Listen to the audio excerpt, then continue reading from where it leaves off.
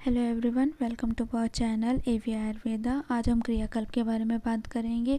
क्रियाकल्प जो है हमारा पंचकर्मा का और शालाक्य तंत्र दोनों का ही टॉपिक है। तो मेनली हमें शालाक्य तंत्र में ये पूछा जाता है और पंचकर्मा में भी इसका यूज़ है। तो आचार्य सुश्रुत जो थे उन्होंने क्रियाकल्प का वर्णन जो है 18वें अध्याय में किया था उत्तर तंत्र के। क्रिया और क्रियाकल्प जो है दो वर्ड से मिलकर बना है, क्रिया और कल्प। क्रिया का मतलब हो गया तर्पण, पुटवाक आदि चिकित्सा। कल्प का मतलब होगा योजना, मतलब किस तरीके से हम इस चिकित्सा को करेंगे उसकी योजना बनाना ही क्रियाकल्प है।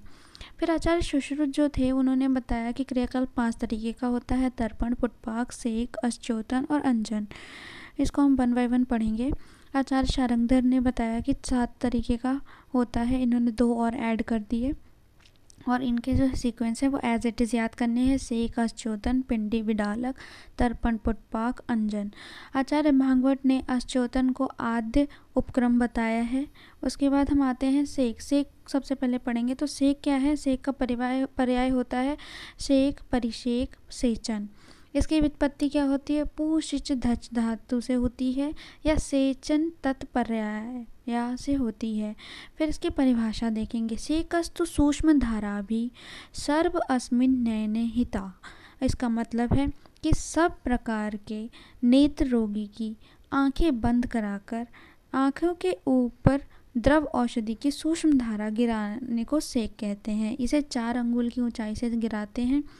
और इसके भेद कितने होते हैं? इसके भेद जो होते हैं 3 होते हैं: स्नेहन, रोपण और लेखन। इसको हम स र ल के नाम से भी याद कर सकते हैं, इसकी ट्रिक बनाकर। स र और ल।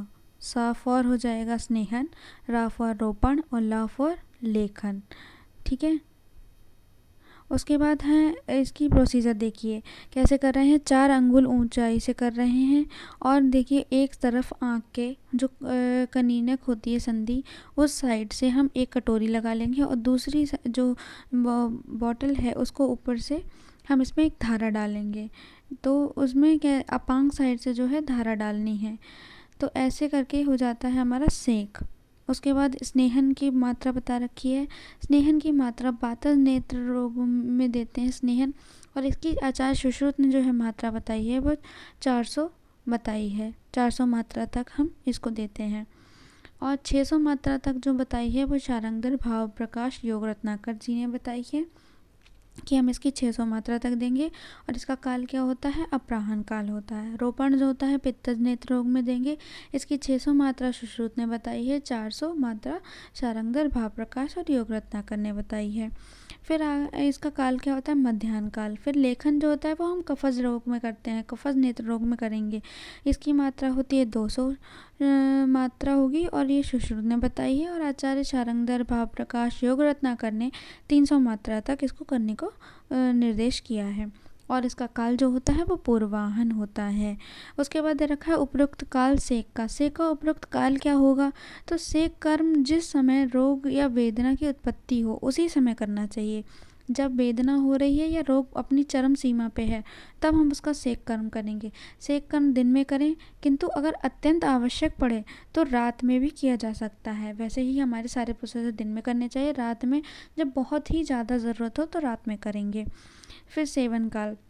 सेक धारण काल क्या होगा? पुटपाक से 2 गुना काल जो होता है वो सेक का होता है। फिर दे रखा है रोग शांति पर्यंत, या जब तक आपका रोग शांत नहीं हो जाता, नेत्र जो है धीरे धीरे रोग रहित नहीं हो जाते, स्वाभाविक वर्ण नहीं आ जाता, उन्मेष निमेष नहीं होने लगता, दर्शन क्रियाएं जो है प्रॉपरली नहीं होने लगती, शोथ और वेदना शांत जब तक नहीं होती तब तक हम उसका सेक करते रहते हैं।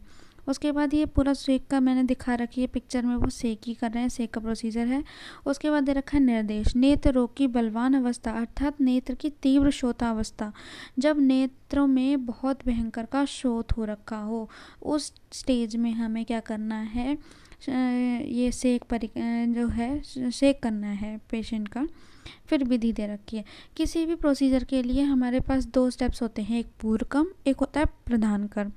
तो सबसे पहले हम इसमें पूर्व कर्म करेंगे। पूर्व कर्म में क्या होता है? रोग उत्पत्ति के 4 दिन बाद के प्रयोग करें। मतलब जैसे रोग उत्पन्न हो गया उसके 4 दिन के बाद ये प्रोसीजर करना है, और 4 दिन तक क्या करना है, उसे लघु भोजन कराना है या उपवास कराना है। तो उसका क्या होगा, आम का पाचन होगा। उसके बाद क्या है, व्रण चिकित्सा में परिषेक उपक्रम से अपतर्पण आलेप का स्थान है। मतलब व्रण चिकित्सा में क्या करेंगे, परिषेक से पहले क्या कराएंगे, हम अपतर्पण और आलेप कराएंगे। स्वभावतः अपतर्पण और आलेप के बाद ही परिषेक का विधान है। परिषेक जो है बाद में करा जाएगा, अपतर्पण और आलेप के बाद में। फिर प्रधान चिकित्सा, प्रधान कर्म क्या होता है, प्रधान कर्म में क्या करेंगे, किसी भी पेशेंट को निवात स्थान पर उसे शैया पर लिटाल देंगे।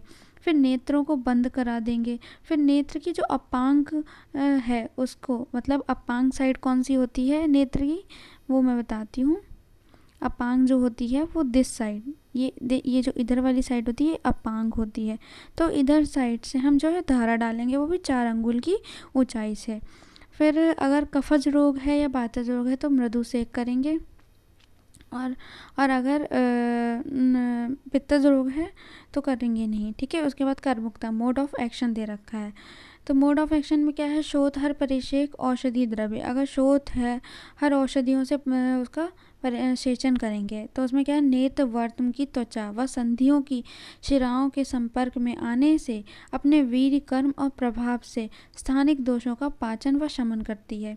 जो हमारी शोथर औषधियाँ होती हैं वो नेत्र और वर्तम की त्वचा और उनकी संधि और सिराओं के जब संपर्क में आती हैं तो वो अपने वीर्य प्रभाव और कर्म से वहाँ के दोषों का पाचन और शमन करना शुरू कर देती हैं। कोष्ठ अथवा शीत द्रव्य का प्रयोग, जब हम कोष्ठ या शीत द्रव्यों का प्रयोग करेंगे तो इससे क्या होगा, धारा रूप ले स्थानिक शिराओं में रक्त संचार बढ़ा देती है और स्थानिक शोथ का शमन करती है। इसमें क्या होता है, रक्त संचार बढ़ जाता है और वहाँ पे शोथ का शमन हो जाता है। फिर हमें ये कैसे पता चलेगा कि इसका हमारा सम्यक योग है या अति योग है या क्या है, तो उसके लक्षण आते हैं। जब सम्यक योग होगा तो निद्रा प्रॉपरली आने लगेगी, नेत्र जो होंगे निर्मल हो जाएंगे, विभिन्न वर्णों का बोध होने लगेगा, ठीक है। उसके बाद रोग की निवृत्ति होने की वजह से क्या होगा, लाइटनेस फील होगी आइज़ में। फिर अगर अति योग हो जाएगा तो क्या होगा, गुरुता होगी, अविलता होगी, स्निग्धता आएगी, बहुत ज़्यादा आँखें स्निग्ध लगेंगी, बहुत ज़्यादा आंसू निकलेंगे। फिर क्या होगा, कंडू हो सकता है आँखों में, उपदेहवत, मतलब कि उपदेहवत का मतलब होता है कि आँखों की जो पलकें होती है वो चिपकने लगेंगी आपस में मल की वजह से। उसके बाद दे रखा है प्रतिकार। प्रतिकार क्या है, कफ रोग में कैसे हमें करना है, रूक्ष सेक करना है, अंजन करना है, नस्य करना है और धूम करना है। वातज में क्या करना है, स्निग्ध सेक करना है, अंजन और धूम करना है। वातज शोथ में परिषेक, वातज शोथ में कैसा करना है, बात में क्या होती है, वेदना होती है, तो वेदना शमनार्थ के लिए क्या यूज़ कर सकते हैं हम, सेक के लिए सर्प यूज़ कर सकते हैं, तेल यूज़ कर सकते हैं, धान्य अम्ल यूज़ कर सकते हैं, मांस रस का प्रयोग कर सकते हैं, वातहर औषधियों के क्वाथ को कोष्ठ करके परिषेक कर सकते हैं। कोष्ठ का मतलब होता है ल्यूक वॉर्म, ठीक है, तो हम इसका यूज़ कर सकते हैं। फिर पित्तज, रक्तज, अभिघातज और विषज सोफ में परिचय कैसा करेंगे, शीतल क्वाथ का परिचय करेंगे, जैसे क्षीर का कर सकते हैं, घृत यूज़ कर सकते हैं, मधु, शर्करा, उदक और इच्छू रस का, मधुर औषधि, क्षीरीय वृक्ष का, इनका सबका, ये सारे शीत वीर्य वाली औषधियाँ होती हैं तो इनका प्रयोग करेंगे हम इन सब चीज़ों में। दूर्वा, रक्त चंदन, लोद्र, यष्टि मधु, त्रिफला, चंदन, इन सब का प्रयोग करेंगे। फिर आ जाता है श्लेष्मक कफ में। श्लेष्मक कफ में क्या करेंगे, श्लेष्मक सोफ में क्या करेंगे, तैल, मूत्र, क्षारोदक, सुरा, सुक्त, कफग्न औषधियाँ, ये जितनी भी कफग्न औषधियाँ होंगी, क्षारोदक होगा, सुरा होगी, इन सब का प्रयोग करेंगे। सामान्य सेक अगर करना है किसी का, अगर कोई प्रॉब्लम नहीं है, सामान्य करना है तो उसमें त्रिफला क्वाथ से कर सकते हैं, प्रपौंड्रिक आदि योग से कर सकते हैं।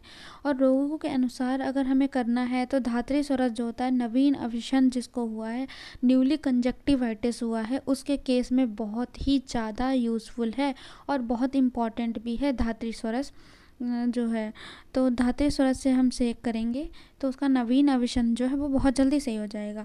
एरंड त्वक का प्रयोग करके अगर हम उसका परिचय करेंगे तो उसका वातज अभिषण सही हो जाएगा। निम्ब पत्र आदि का करेंगे सेकचन तो कफज अभिषण दूर हो जाएगा। लाक्षा आदि का करेंगे तो रक्तज अभिषण सही हो जाएगा। इसी तरीके से हमें उसका सेचन करना है और उसके जो मेनली जो है हमारा शेक जो होता है वो हमारा अविशंद रोगों के लिए बहुत कारगर है। तो थैंक यू फॉर वॉचिंग, और आप लाइक और सब्सक्राइब ज़रूर करिएगा चैनल।